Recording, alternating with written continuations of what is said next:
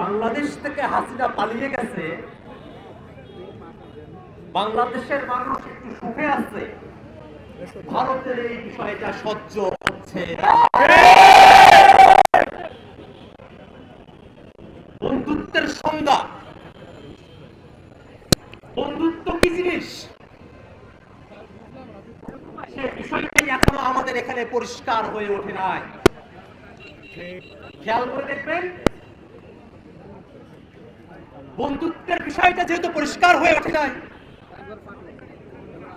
বিগত সময়ে হাসিনার সময়ের মন্ত্রী আব্দুল মোমেন বলেছিল বাংলাদেশ এবং ভারতের সম্পর্ক নাকি স্বামী স্ত্রীর সম্পর্ক। এই দক্ষিণ ভারতে স্বামী স্ত্রীর সম্পর্ক, কর্তৃত্ব এবং অধীনতার সম্পর্ক। আব্দুল মোমেন তার কথার মধ্য দিয়ে ভারতকে কর্তৃত্বের জায়গায় এবং বাংলাদেশকে অধীনস্থের জায়গায় বুঝিয়েছিলেন। বাংলাদেশের মানুষ স্পষ্ট করে ঘোষণা করে বাংলাদেশ এবং ভারতের সম্পর্ক কোনোভাবেই স্বামী স্ত্রীর সম্পর্ক নয়। বাংলাদেশ এবং ভারতের সম্পর্ক যদি হতে হয় তা হবে ন্যায্যতার সম্পর্ক। বাংলাদেশের মানুষ আমাদের প্রতিবেশী এই দেশটির দ্বারা নানাবিধভাবে বঞ্চনার শিকার হয়ে আসছে। তিস্তার দিকে তাকিয়ে দেখেন, যমুনার দিকে তাকিয়ে দেখেন, এখন তো শীতকাল গিয়ে দেখেন প্রত্যেকটা নদী মরা, কোন নদীতে কোনো পানি নেই, হাঁটু পানিও থাকে না। আমাদের নদীগুলো মরে গেছে, আমাদের আবাদি জমিগুলো শুকিয়ে গেছে, খরা নেমে এসেছে। যে ভারতের কারণে, যে ভারতের আধিপত্যবাদের কারণে, বাঁধের কারণে, সেই ভারত এই বাঁধ রেখে আমাদের সঙ্গে বন্ধুত্বের সম্পর্কের কথা বললে আমরা এটা বিশ্বাস করি না। বন্ধুগণ, বাংলাদেশ এবং ভারতের মধ্যে যে চুক্তিগুলো হয়েছে, কিছু কিছু বিষয় এমন, আদানির সাথে যে সব চুক্তি হয়েছে আপনারা দেখেছেন বিদ্যুৎ খাতে, বাংলাদেশ সীমা পাক আর না পাক ভারতকে টাকা দিয়েই যেতে হবে, এমন ধরনের চুক্তি হাসিনার মধ্য দিয়ে তারা করিয়ে দিয়েছে। এই কারণে হাসিনা এখানে ক্ষমতায় নাই, ভারত রাষ্ট্রের গাত্রদাহ জ্বলে উঠেছে।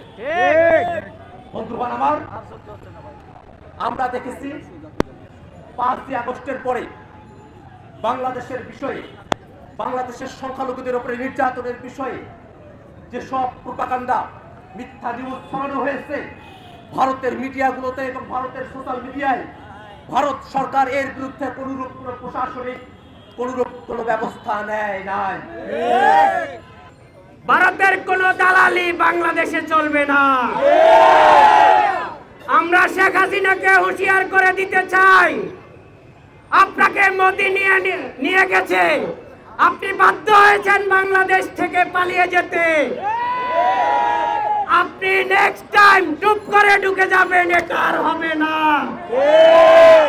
এখানে বাংলাদেশের মানুষ রক্ত দিতে দ্বিধাবোধ করবে না। আমরা আওয়ামী লীগ, ছাত্রলীগ, যুবলীগ সহ সকল সন্ত্রাসীদেরকে বলে দিতে চাই, আপনারা যত ধরনের পায়তারা করুন না কেন, আমরা রাজপথে আছি, আমরা রাজপথে থাকবো।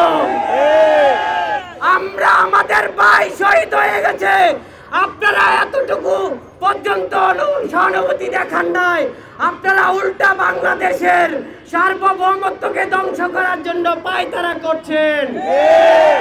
আমরা দিল্লির মোদিকে বলে দিতে চাই, আপনি হাসিনাকে নিয়ে খুশি থাকুন, বাংলাদেশের মানুষকে নিয়ে আপনাকে ভাবতে হবে না। আমরা বাংলাদেশের মানুষ, আমরা বাংলাদেশের ভাগ্য নির্ধারণ করব।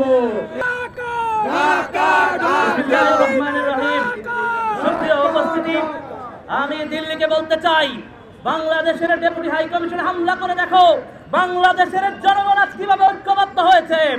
সারা বাংলাদেশের পথে প্রান্তরে মানুষজনের হৃদয়ের ভাষা এক হয়ে গেছে। দিল্লিকে বলতে চাই, জনগণের ভাষা বুঝুন, কলোনিয়াল মাইন্ডসেট থেকে বের হয়ে আসুন। আমরা কারো কারো দাসত্ব মেনে নেওয়ার জন্য রক্ত দেই নাই। এই অভ্যুত্থানে 2000-এর উপরে মানুষ শহীদ হয়েছে, 30,000-এর উপরে মানুষ চোখ হাত পা বন্ধ হয়েছে। আমাদের রক্তের দাম, আমরা রক্ত দিতে শিখে গেছি। দিল্লি জেনে নাও, যে জাতি রক্ত দিতে শিখে গেছে তাকে থামায় রাখার কেউ নাই। যারা রক্ত দিতে শিখে গেছে তাদেরকে থামায় রাখার কেউ নাই। যাদের বুক বুলেটের সামনে দাঁড়াতে শিখে গেছে তাদেরকে থামায় রাখার কেউ নাই। বুকগুলো বুলেটের সামনে দাঁড়াতে শিখে গেছে। আমাদের মস্তিষ্ক এবং আমাদের অন্তরকে কিনে নিতে পারবে না। You can kill me, but you can never bow down. You can never make our head bow down. আমরা কখনোই আমাদের মস্তককে বিক্রি করে দিতে পারি না। আমরা জাতি হিসেবে ঐক্যবদ্ধ হয়েছি। সমস্ত রাজনৈতিক দল, সমস্ত জনগণকে সাথে নিয়ে দিল্লির এই হিন্দুত্ববাদী আগ্রাসন, যদি প্রভুত্ব মানসিকতা নিয়ে আমাদেরকে শাসন করতে চাও, ওই কলোনিয়াল মাইন্ডসেট নিয়ে আসতে চাও, সারা দেশের জনগণকে সাথে নিয়ে তীব্র প্রতিবাদ করে তুলব। নিজেদের জীবনের পরোয়া করব না, কিন্তু আমরা কারো দাসত্ব মেনে নিব না। সম্পর্ক হবে, বন্ধুত্বপূর্ণ সম্পর্ক হবে, কোন দাসত্বের সম্পর্ক নয়, গোপনে কোন চুক্তি নয়, নদীর পানি বন্টনে অন্যায্য হিস্সা নয়। আমরা আমাদের হিস্সা ন্যায্যতার ভিত্তিতে চাই, সমতার ভিত্তিতে চাই। সারা বাংলাদেশের জনগণ আজ ঐক্যবদ্ধ হয়েছে। দিল্লিকে আবারও বলবো, জনগণের ভাষা বুঝুন, কলোনিয়াল মাইন্ডসেট থেকে বের হয়ে আসুন। ঐক্যবদ্ধ থাকবো, রক্ত দিতে প্রস্তুত থাকবো। শহীদের রক্তের দাম আমরা আমাদের নিজেদের জীবন দিয়ে দিতে প্রস্তুত আছি ইনশাআল্লাহ। দিল্লি না ঢাকা, দিল্লি না ঢাকা, গোলামি না আজাদি, গোলামি না আজাদি, গোলামি না আজাদি, গোলামি না আজাদি, ইনকিলাব জিন্দাবাদ, ইনকিলাব জিন্দাবাদ, ইনকিলাব জিন্দাবাদ, দিল্লি না ঢাকা।